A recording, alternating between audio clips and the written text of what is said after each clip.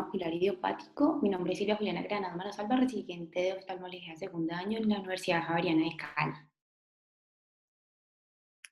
Entonces, ¿qué es el agujero macular? El agujero macular es la discontinuidad anatómica de la retina neurosensorial que se desarrolla en el centro de la mácula o de la fóvea. Va a comprender desde la membrana limitante interna hasta el EPR, donde lo vamos a llamar como un agujero macular de espesor completo. También está el agujero macular lamelar, donde el agujero macular lamelar tiene un defecto en la porción interna de la fóvea, con una separación intrarretiniana, pero manteniendo la integridad de la capa de los fotorreceptores. Estos tipos de agujeros maculares lamelares, por lo general, progresan mucho más lentamente.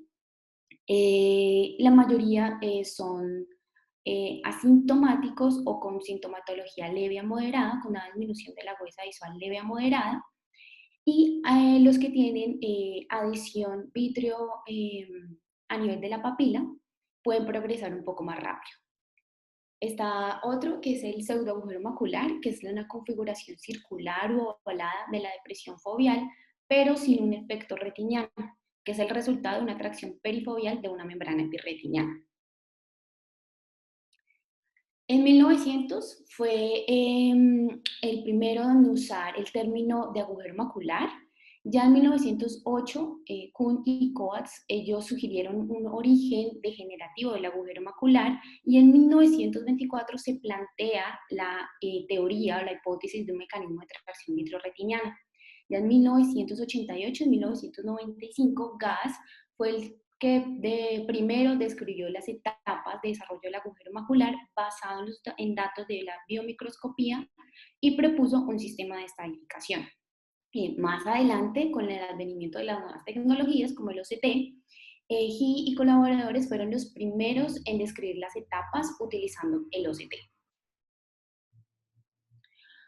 En cuanto a la epidemiología del agujero macular idiopático de espesor completo, tiene una incidencia en la población común, oscila entre 0.2 y 0.8 aproximadamente, con una prevalencia variable, la que encontré en diferentes estudios. En el 1.6 por mil en el estudio de Beijing, en el 2.7 por mil en el estudio de sur de la India, y en 3.3 por mil en el estudio de Baltimore en Estados Unidos. El agujero macular idiopático se presenta o es más frecuente en mujeres con una relación 3.3 a 1 con hombres. Es más frecuente en personas adultas con mayor 50% entre los 65 y los 74 años. Y es menos común en personas más jóvenes, con un 3% en menores de 55 años.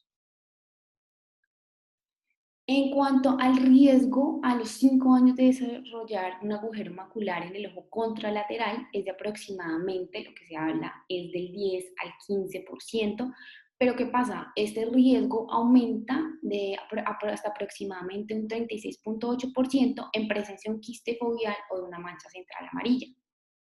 Y con un DP completo, en el ojo contralateral tiene un menor riesgo de desarrollar un agujero macular completo. Este quiste foveal, la mancha amarilla central, lo vamos a hablar más adelante, es el estadio 1 según la clasificación de Gass. En cuanto a la fisiopatología, pues encontramos que pues, hay muchas hipótesis, hay muchas teorías, pero pues la hipótesis más ampliamente aceptada hoy es la tracción anteroposterior directa que se ejerce por la corteza vítrea posterior en el área foveal. Pero ¿qué es lo que pasa? O sea, ¿por qué estos agujeros se realizan se generan a nivel del área foveal? ¿Y por qué se forma pues esa configuración como tan simétrica de agujero macular en esta área? Entonces, para entender un poquito de dónde se forma y cómo se forma, entonces hay que ver como la anatomía del área macular y también la morfología, la fisiología, la formación de esta área. Entonces dice que es la estructura retiniana de la foviola central, se considera que es la parte que es más débil, donde hay una formación. La formación de la fobia va a involucrar dos eventos o dos momentos principales, que es donde hay una migración centrífuga de las células retinianas internos, entonces ellas empiezan como a salir, y hay un movimiento centrípeto de los fotorreceptores, donde la fobia pues se compone principalmente de fotorreceptores y sus axones van a quedar cubiertos por capas de células de Müller. Se describe, o encontré pues en este artículo, que hay tres tipos de células de Müller según la morfología. Entonces hay unas células de Müller que son las de cono, que están ubicadas en el centro de la foviola, y estas células de Müller de cono van a actuar con un vértice hacia la parte externa y una base hacia la parte interna, hacia la membrana limitante interna. Estas células en forma de cono van a actuar como una forma de un tapón. Posteriormente vamos a encontrar las células atípicas, que estas van a ser alrededor de estas células en cono, alrededor de la foviola, y más hacia afuera vamos a encontrar unas células en forma de Z en el área parafoveal. También se describe que hay una falta de zónulas de adherencia entre los segmentos de los conos internos y el vértice de las células de Müller, de la membrana limitante externa en la foviola. Esta membrana limitante interna, la membrana limitante interna, pues la que vamos a ver acá, esta es mucho más gruesa en la mácula, pero se vuelve más delgada a nivel de la fovea. Y en las zonas que es más delgada, las fibras vítreas están más ancladas en el tejido retiniano y pueden ejercer mayor fuerza de tensión, generando pues inicialmente una tracción, lo que vemos, como lo vemos acá, generando pues una tracción en las células de Müller de cono, con la línea punteada que representaría las células de Müller en forma de cono. Estas células de Müller en forma de cono, como hay una tracción, van a generar también una tracción de las células de Müller atípicas, que van a ser estas, las que se van a encontrar inmediatamente después, con un desplazamiento y una separación de los fotorreceptores de las células de Müller de la foviola. Entonces, la formación del agujero macular generalmente evoluciona durante un periodo de semanas a meses a través de las etapas clínicas definidas descritas primera vez por Gass en 1988. Pero Gass, él no hablaba de una tracción vitreomacular anteroposterior, él hablaba de que había una condensación y una contracción vítrea a nivel de la fovea, con un desprendimiento foviolar. Después se generaba una discencia en el techo de la fovea con un desplazamiento centrífugo. Entonces acá había un desplazamiento mucho más centrífugo, generándome pues un agujero macular. Estos hallazgos anatómicos se pueden evidenciar en la tomografía de coherencia óptica, respaldan pues todas las observaciones originales por Gass, pero nos ayudó, o como que ayuda a demostrar el rol o el papel del vítreo que juega y la tracción vitreomacular que juega en cuanto a la fisiopatología del agujero macular. Recordemos que antes pues, del agujero macular hay un desprendimiento del vítreo perifoveal incompleto con una adhesión foveolar. Eso es un estadio 1 que no es patológico, es completamente normal del desprendimiento del vitrio, como lo podemos ver en esta figura. Aquí hay un desprendimiento del vitrio perifoveal con una adhesión foveolar. En el estadio 2 ya hay un desprendimiento macular completo, pero aún con una adhesión a nivel papilar. En el estadio 3, aún mucho mayor, continúa con la adhesión a nivel papilar, y ya en el estadio 4, ya con un desprendimiento del vitrio posterior completo. Lo podemos ver también en esta imagen. Este sería el estadio 1, desprendimiento del vitrio perifoveal con una adhesión foveolar, y en esta otra imagen ya un desprendimiento del vitrio posterior, a nivel macular, con todavía adhesión a nivel papilar, y en esta otra ya un desprendimiento del vitrio posterior completo. Entonces, ¿pero qué es lo que pasa? Cuando hay todavía una adhesión foveolar, puede generarme una tracción dinámica creada por esta adherencia vitrofoveolar. Esta adherencia va a ser firmemente y va a estar unida a la fovea, generándome contracción del hialoide posterior, que crea una contracción anteroposterior hasta la avulsión pues, de las células de Müller de cono, generándome pues, el agujero macular. Pero entonces, ¿qué es lo que pasa? Ya vimos que el desprendimiento del vítreo posterior tiene unas etapas, pero cuando este desprendimiento del vítreo posterior es anómalo, cuando hay una licuefacción del vítreo sin una discencia simultánea de la interfaz vitreoretiniana. Estas dos cosas pueden generarme dos cosas, dependiendo de dónde esté la separación. Si es una separación posterior con una fijación vitreoretiniana periférica persistente, puede llegar a inducir a rupturas y a desprendimientos de retina. Pero si es una separación que es periférica con una fijación que es posterior, puede inducir una tracción a nivel de la mácula, generándome un síndrome de la tracción vitreomacular. Además de esta licuefacción del vitrio, el vitrio también puede generarme una división de la corteza vítrea, o sea, una vitroesquisis. A nivel, dependiendo de donde se haga esta vitroesquisis, esta división, puede ser anterior o posterior, entonces nos va a generar diferentes cosas. En cuanto a la vitroesquisis anterior, se genera a nivel de los dialocitos, me va a generar una membrana celular que es gruesa, unida a la mácula. En estos casos hay una separación del disco óptico en el 90%, generándome una contracción centrípeta de esta membrana premacular que se forma, generándome un póker macular. Pero en cambio, si hay una vitroesquisis posterior, se va a generar una membrana premacular delgada e hipocelular. El 87.5% va a haber una adhesión vitreopapilar persistente y eso va a influir en el vector de fuerza en el plano tangencial, generándome una tracción tangencial, también generándome pues un agujero macular. Entonces, aquí lo que hemos hablado son dos tipos de fuerzas de tracción, una tracción anteroposterior y una tracción tangencial. La tracción anteroposterior principalmente va a estar dada por las fibras de colágeno longitudinales y esta va a ser mucho más fuerte si el área del desprendimiento del vitrio perifoveal es pequeña. Y en tracciones tangenciales es más importante después de la formación del agujero macular.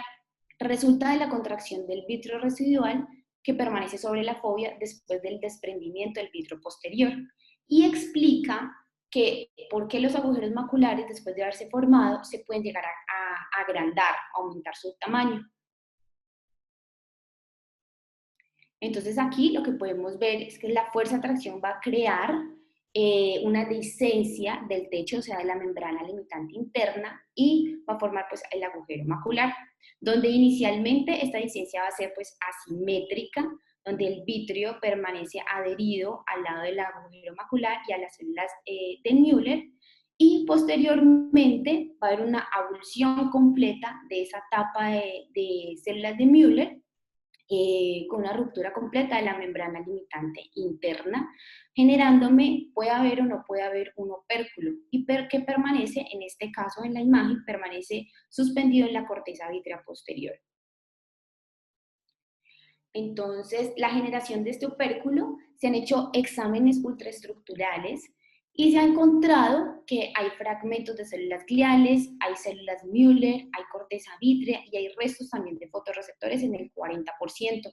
Hay una cierta cantidad de fotorreceptores que pueden llegar a desprenderse, sin embargo, lo que se ha dicho que es muy poca, la mayoría de esos fotorreceptores van a permanecer funcionales en el fondo de la foviola, pero ¿qué es lo que pasa? Ellos se van a encoger o se van a ir hacia afuera centrífugamente y formar pues, el agujero macular, como en este caso.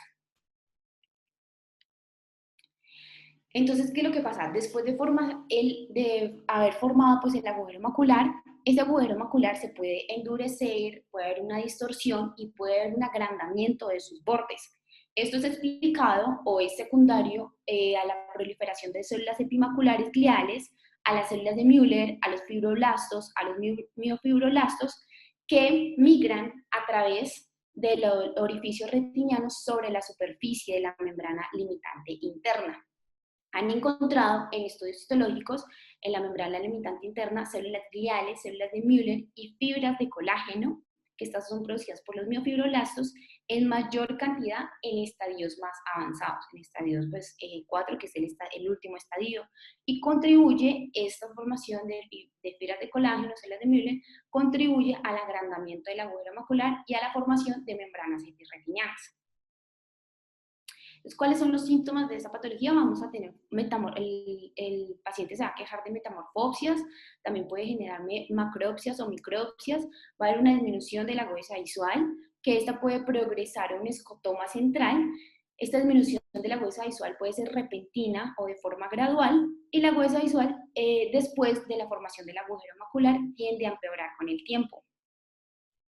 ¿Cuáles son los signos que podemos encontrar antes de la formación del agujero macular y después de la formación del agujero macular? Podemos encontrar una mancha de color amarilla, que es la lipofuscina subfoveal, que representa el desprendimiento foveolar. Podemos encontrar un anillo, ya no una mancha, sino un anillo de color amarillo subfoveal, que representa ya la dehiscencia, la ruptura foveolar. Ya cuando se forma el agujero macular, entonces va a haber una ruptura macular de espesor parcial o espesor total, y podemos evidenciar el signo de Waske-Allen, que es un signo que podemos evidenciar con la lámpara de hendidura. Esta lámpara de hendidura entonces se coloca con la luz recta, con un haz pequeño, y se va a incidir sobre el agujero, sobre el área que pues queremos examinar. Y se le pregunta al paciente si esta línea la va a ver completa o la va a ver incompleta. Si la ve incompleta o le falta una parte, entonces es un signo que va a ser positivo, correspondiente a un agujero macular completo. En cuanto a la clasificación de GAS, entonces él tiene 4 etapas, iniciando con la etapa 0. En la etapa 0 es un desprendimiento de vitrio perifoveal, con una adhesión vitrofoveal, lo que ya hemos visto. Aquí puede haber unas líneas de microtracción perpendicular, pero no hay ningún cambio en el contorno foveal ni en el centro foveal. Esta etapa es completamente normal, no es patológica y es asintomática. En la etapa 1, o un agujero macular inminente, aquí ya hay una pérdida de la presión foveal.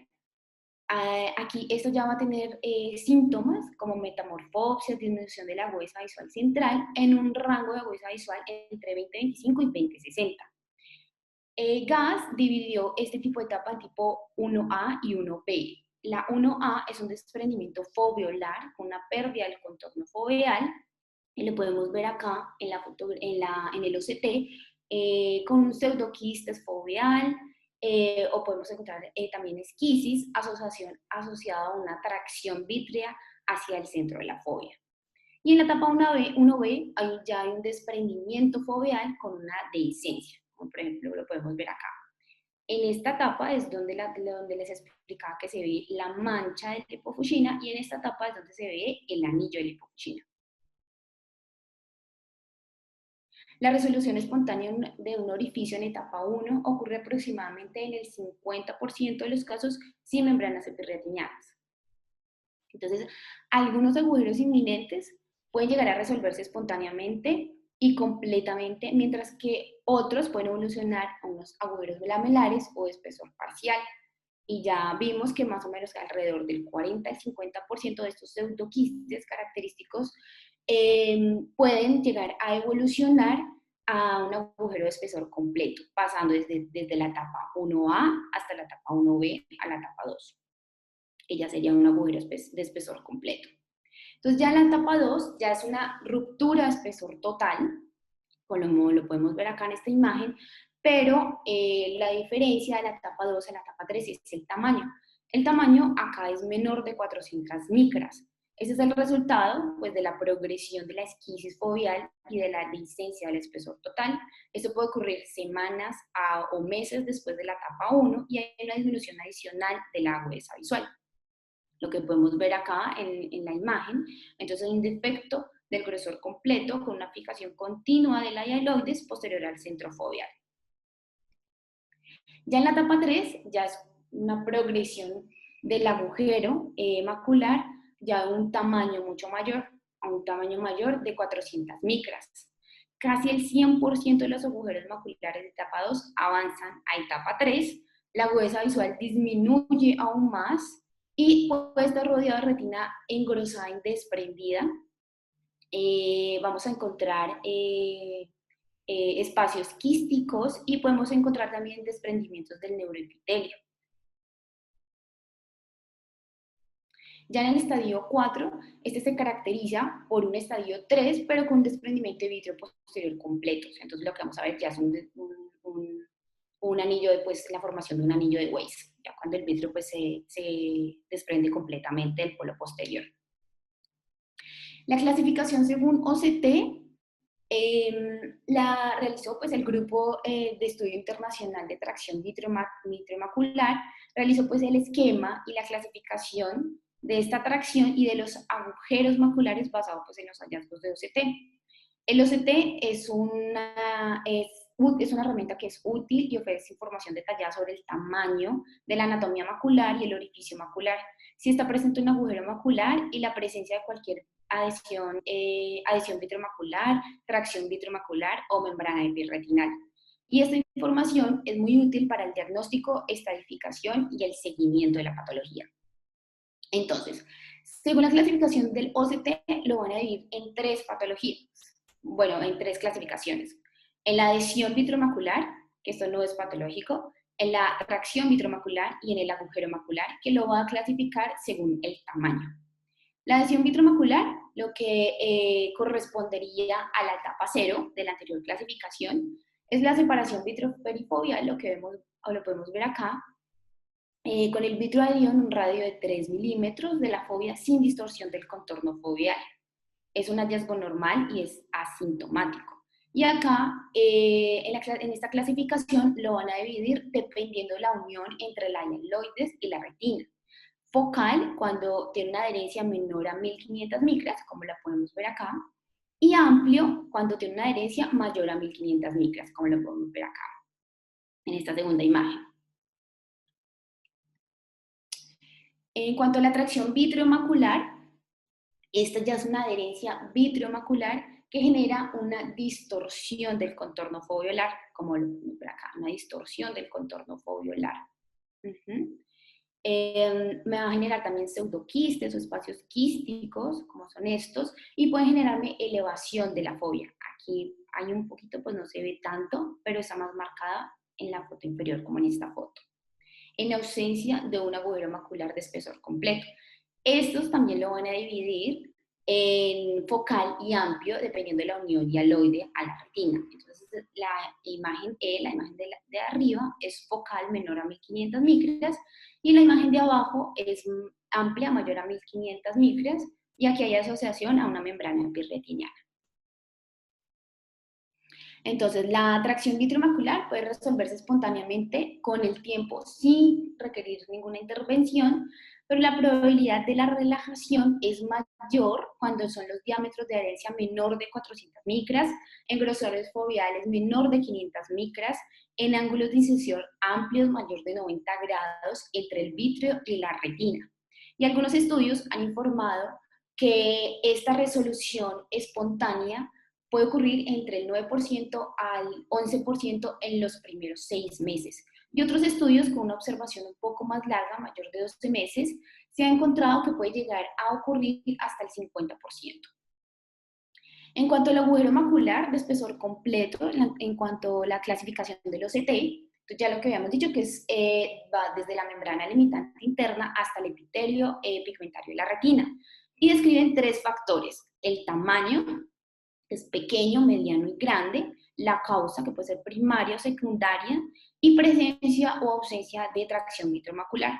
El tamaño es importante donde se mide el tamaño del agujero macular. Se tiene que medir en el punto más estrecho de este agujero macular. Y se ha encontrado en varios estudios que el tamaño es un factor muy importante para la determinación del cierre anatómico. Entonces, como podemos ver acá, un tamaño pequeño, que es menor de 250 micras.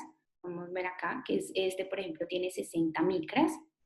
Un tamaño mediano entre 250 y 400 micras. Podemos ver acá en la parte más angosta o más estrecha, 371, pero podemos ver acá que en la base mide 958. Entonces, lo que se tiene que tener en cuenta es la parte más angosta, más estrecha. Y más grandes, mayor de 400, como por ejemplo este 488 micras. En los agujeros maculares pequeños, tiene una tasa baja de cierre espontáneo, pero tiene una tasa alta de cierre con vitrectomía más pelamiento de membrana limitante interna, cerca del 100%, y estos son más sensibles a la vitriólisis farmacológica. En los agujeros maculares de tamaño mediano, ya la tasa de cierre con vitrectomía más membrana limitante interna es un poco más baja, no es tan cerca del 100%, pero igual sigue siendo muy buena, mayor del 90%, y estos no son candidatos a vitriólisis farmacológica. Y ya los grandes, mayores de 400 micras, tienen una tasa de cierre de vitrectomía con pelamiento de membrana limitante interna entre el 90 al 95%, cuando no se hace pelamiento, menor de 75%, y la vitriólisis farmacológica no se ha registrado ningún éxito anatómico. Entonces, esta es una comparación de la clasificación de GAS con la clasificación del OCT. Podemos ver que el estadio 0 corresponde a una adhesión vitromacular, el estadio 1, un agujero macular inminente, o sea que es una tracción vitromacular, el estadio 2, ya la formación de un agujero macular, pero un agujero macular pequeño, menor de 400 micras. Acá es un agujero macular pequeño o mediano, ya que el mediano es menor de 400 micras y el pequeño menor de 250 micras. El estadio 3 ya es un agujero que ya es mucho más grande, mayor de 400 micras, y acá sería un agujero macular mediano o grande. Ya el estadio 4 es un agujero macular ya con el desprendimiento del vitro posterior, lo que corresponde a un agujero macular ya sea pequeño, mediano o grande, sin tracción vitromacular. En cuanto al tratamiento, dependiendo, en cuanto a la etapa 1, un agujero macular temprano, un agujero macular inminente, la agudeza visual de los pacientes con esta etapa de agujero puede mejorar espontáneamente. La mayoría de los pacientes tienen una buena agudeza visual central y esos pues, pueden ser seguidos. Pero cuando la unión vitrea se separa espontáneamente de la fobia, lo que ya hemos hablado, hay un 50-50 de probabilidades. El 50% progresa a un agujero de espesor total y el 50% vuelve a su normalidad y la mejoría de los síntomas visuales. La vitrectomía en esta etapa, en la etapa 1, o sea, en la tracción vitreo-macular, no tiene ningún efecto sobre la tasa de progresión. En cuanto a la inyección vitrea de ocriplasmina, es un manejo alternativo para los orificios de etapa 1 o a orificios, agujeros que son pequeños, menores de 250 micras de diámetro. Se ha encontrado que tiene una tasa de cierre del 58.3% y esta es más eficaz en los ojos con las adherencias que son focales y mucho menos eficaz con adherencias vitroretinianas amplias o adherencias asociadas a membranas epirretinales. Ya en la etapa avanzada hay mayor pérdida de la visión si no se recibe tratamiento, puede desarrollarse membranas epirretinales, disminuye la tasa de éxito del cierre del orificio macular, como lo habíamos explicado anteriormente, y la vitrectomía con el peeling de la membrana limitante interna aumenta las tasas de cierre del agujero macular.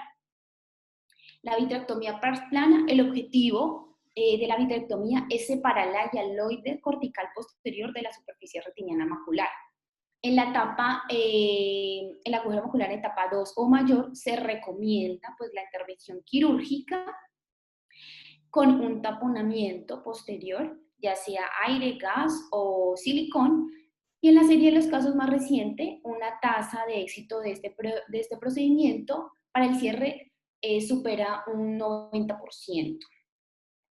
En cuanto al pelamiento de la membrana limitante interna, ¿por qué se hace o cuál es el objetivo de pelear la membrana limitante interna? Ya que esta membrana limitante interna, como ya lo habíamos explicado antes, como en la fisiopatología, este es un andamio para la proliferación celular y la fijación de elementos de tejido contráctil, como el colágeno, que me puede generar pues, tracciones a nivel tangencial del agujero macular. elimina cualquier componente de tracción tangencial, implicando la formación pues, del agujero macular y estimula la cicatrización de la herida macular y reduce la posibilidad de una reapertura tardía de un orificio cerrado quirúrgicamente. En un metaanálisis de 5.480 casos en el año 2016, que incluyeron el pelamiento de membrana limitante interna en el momento de la cirugía, encontraron que reduce significativamente la probabilidad de una reapertura del agujero macular, pero no encontraron mejoría de la agudeza visual. También han encontrado que el peeling puede llegar a causar algunos cambios morfológicos, como es el adelgazamiento en el lado temporal, edema en la capa de las fibras nerviosas, también con algunos cambios en cuanto a la arquitectura, y una reducción de la distancia papilofobial. Sin embargo, ninguna de estas consecuencias morfológicas es atribuible con modificaciones pues, anatómicas. En otro estudio, otro metaanálisis de 317 pacientes con agujeros maculares completos idiopáticos ya en estadios 2 y 4, lo que se ha encontrado es que el peeling logra mayor éxito anatómico con una menor necesidad de intervenciones quirúrgicas adicionales en comparación que en el no pelamiento en las etapas pues, ya avanzadas. En agujeros maculares que son grandes, crónicos y miópicos, ellos pueden beneficiarse pues aún más de este pelamiento de la membrana limitante interna y se han realizado ya pues colgajos o colgajos de membrana limitante interna pues invertidos, que puede ser una técnica eficaz para el manejo de estos agujeros maculares que son grandes, crónicos, miópicos. Lo vamos a ver más adelante pues la técnica también quirúrgica. En cuanto a la visualización, bueno, para el pelamiento de la membrana limitante interna, para optimizar la visualización de esta membrana durante la cirugía, se han utilizado diferentes tipos pues, de tinciones, que va desde el verde indocianina, azul de tripán, azul brillante, triamcinolona y como último, ácido violeta. Se ha encontrado que no hay diferencia en la tasa de cierre del agujero macular entre el uso de un colorante o sin el uso del colorante. Solamente pues facilita pues la visualización de la membrana limitante. Pero sí se ha encontrado que hay diferencias en cuanto a la agudeza visual. Se comparó electroretinogramas después del pelamiento de la membrana limitante interna con el uso de azul brillante, de verde indocianina y de triamcinolona. No se encontró diferencias en cuanto a agudeza visual a los 6 meses, pero lo que se encontró es que hubo una disminución en la respuesta negativa fotópica con el uso de verde indocianina en comparación con los otros agentes.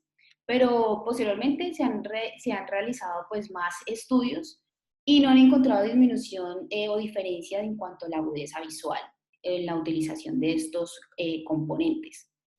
Entonces, los podemos ver acá, todos los componentes. Se dice que el agujero macular de espesor completo, estos son más sensibles al efecto tóxico causado por una sustancia pues extraña, ya que hay mayor contacto directo del EPR con la fobia. Entonces, el verde indocianina, tiñe muy bien la membrana limitante interna, es específico de la membrana limitante interna, pero se ha venido un poco como en desuso debido a preocupaciones sobre pues, su toxicidad. El azul tripán no es específico de la membrana limitante interna, pero tiñe la superficie interna de la retina y proporciona un contraste útil para una adecuada visualización. En cuanto al azul brillante G, este es específico de la membrana limitante interna, la tiñe y no el resto de la retina, y tiene un buen perfil de seguridad. La triamcinolona, este no es específico, pero distingue la membrana limitante de las capas retinianas subyacentes.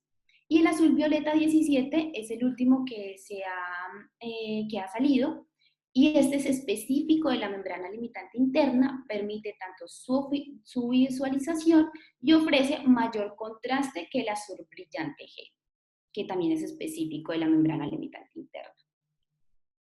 En cuanto al taponamiento, el agujero macular puede crearse mediante diferentes agentes, mediante el aire, mediante gas o el aceite de silicón. Se han reportado tasas altas de cierre cuando se usa taponamiento al aire o pelamiento y pelamiento de la membrana interna, aunque no implica no en agujeros pues, maculares grandes, mayores de 400 micras.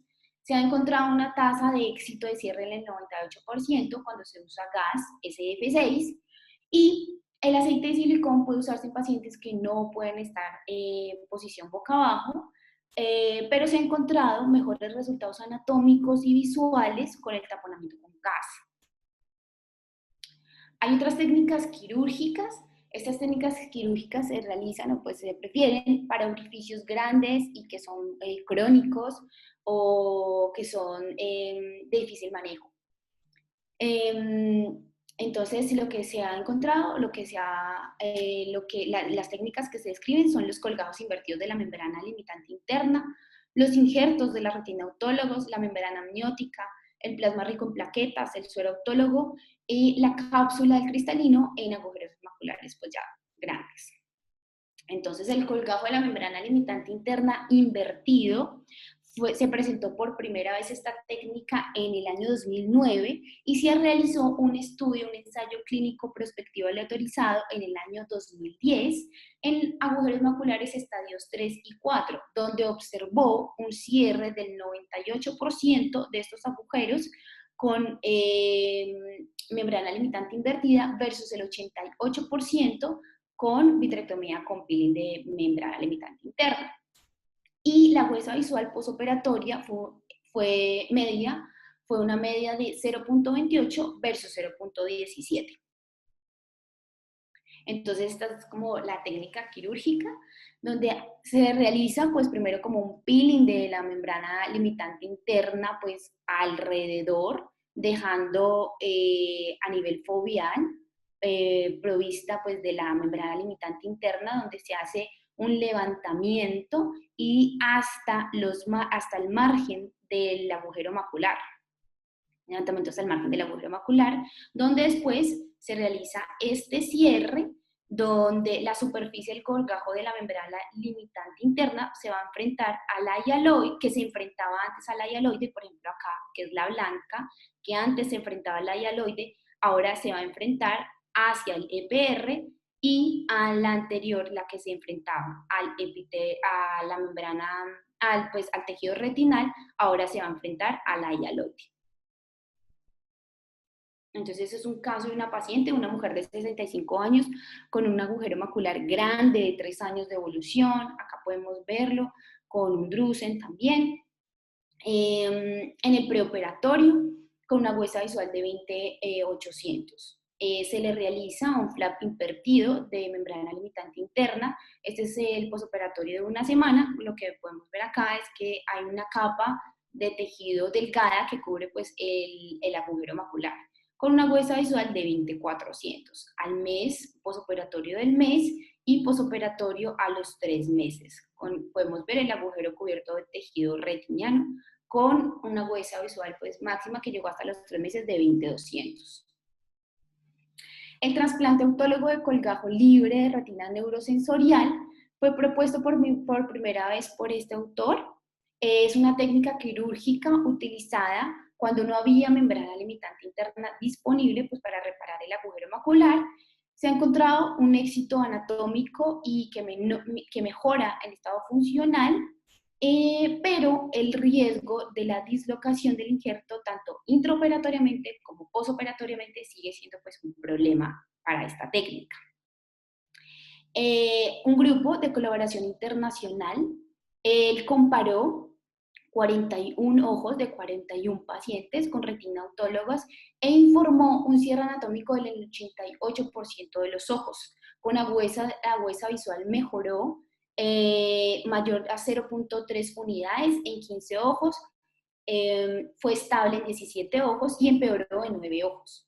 Los ojos con un cierre anatómico, la huesa visual mejoró en el 52.3% y empeoró en el 13.8%, mientras que en los que no tuvieron un cierre, la huesa visual empeoró en el 20% y no mejoró ninguna. Entonces esta es como la técnica, que consiste en recolectar un colgajo libre idealmente pues por fuera, lejos de, de las arcadas vasculares, por fuera, un colgajo libre pues, de la retina neurosensorial autóloga y colocarlo sobre el agujero macular para servir como un tapón para el agujero y como un andamio para la proliferación de las células gliales. La membrana amniótica humana para el cierre recurrente de un agujero macular. Rosenfeld, él utilizó un modelo de conejos para comparar esta implantación subretiniana de membrana amniótica humana para ver si era bien tolerada y si evidenciaba inflamación o no. Él encontró un éxito anatómico que se alcanzó en todos los casos. La membrana amniótica estimuló un crecimiento retiniano en todos los casos y no hubo ninguna complicación, ningún informe de complicación en cuanto a rechazo ni desprendimiento de la retina o PBR. El plasma rico en plaquetas también es otra técnica que se puede utilizar en agujeros maculares persistentes. Es una técnica quirúrgica que es efectiva y segura con los resultados anatómicos y funcionales satisfactorios.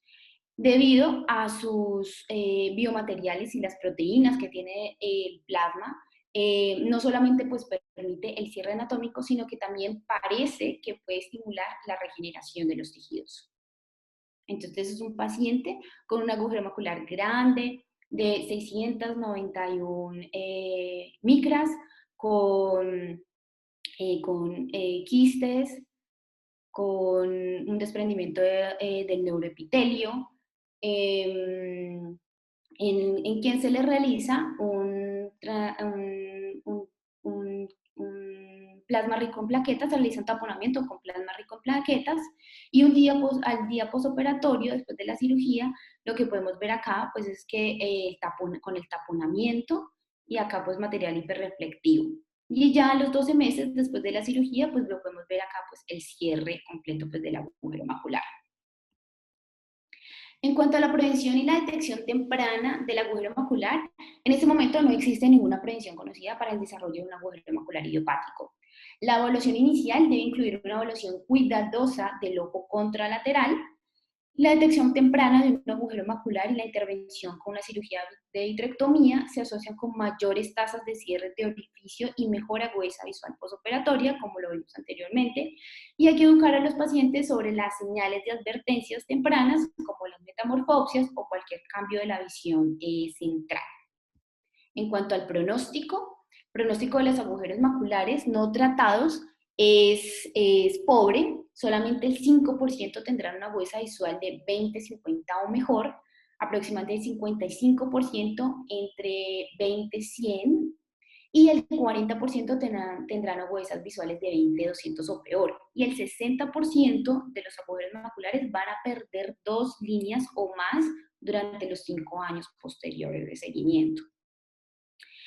Pero este daño preoperatorio el daño preoperatorio del tejido foveal y los defectos del agujero macular son importantes para la predicción de los resultados visuales. Y lo que se ha encontrado es que el desprendimiento del neuroepitelio, el edema macular, el falla del cierre del foramen, defectos de la capa de las fibras nerviosas y la disrupción de los fotorreceptores y el epitelio pigmentario son factores que atribuyen a peores agudezas visuales posteriores. Gracias.